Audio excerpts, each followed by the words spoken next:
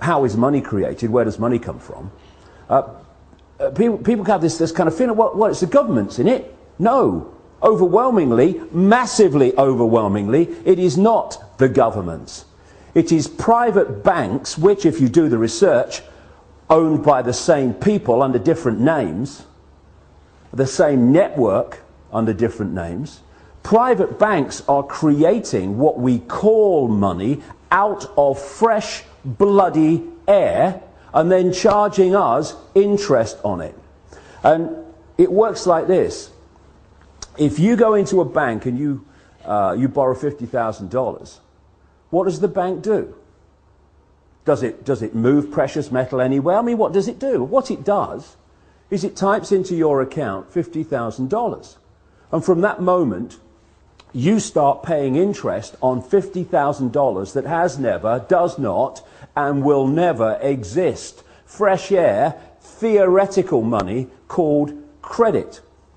This has been allowed to happen because, again, when you do the research, the same networks that control governments and therefore pass legislation to do with banking are the same networks that control the banks and the banking system. Therefore, laws have been passed called fractional reserve lending that allow banks to lend at least, and my goodness, it's at least, 10 times what they have on deposit. So when you put $1 in a bank, that bank can now lend 9/10 that it does not have. Fresh air, figures on a screen. Not only that, you borrow $50,000 from a bank. What does it do? It types into your account $50,000. Okay, now you're paying interest on it. But you take $10,000 and you say, I'm going to buy that car, and you give $10,000 to the guy who owns the car to buy the car off him. Now the guy who's received your $10,000 that was created out of nothing in the original $50,000 now goes and deposits the 10 grand in his own bank. Now that bank can lend 10 times the 10 grand that was created out of nothing in the first place. This is what's going on. And then if you follow one loan, $50,000 or whatever, you follow that through the banking system, and that one loan allows the banking system as a whole to create phenomenal amounts of non-existent money we call credit from that original non-existent credit loan. This is how the banking system, ladies and gentlemen, have taken the world over. Why wouldn't it when they can do that?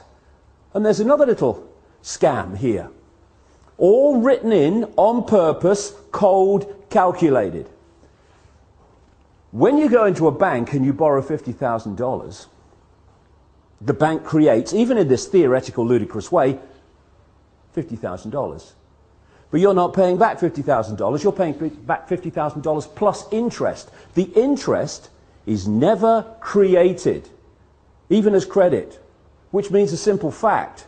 At any point in time, coldly calculated, designed to be, there is never anything like enough units of exchange, money, in circulation to pay back all the principal on the debt and all the interest on the outstanding debt. Therefore, people losing their homes, losing their businesses, losing goodness knows what else that they've worked for, is built into the system.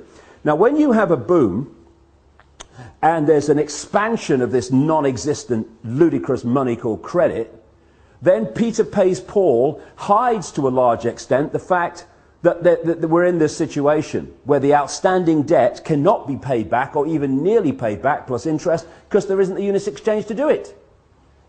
But when you go into a recession or a depression and there is a contraction of those ludicrous units of exchange in circulation, then it becomes blatantly obvious that there's not enough units of exchange to pay back all the interest on the debt and all the principal, and that's why you get this explosion, which we've got now, of people losing their homes, losing their businesses, losing their land, their farms, etc.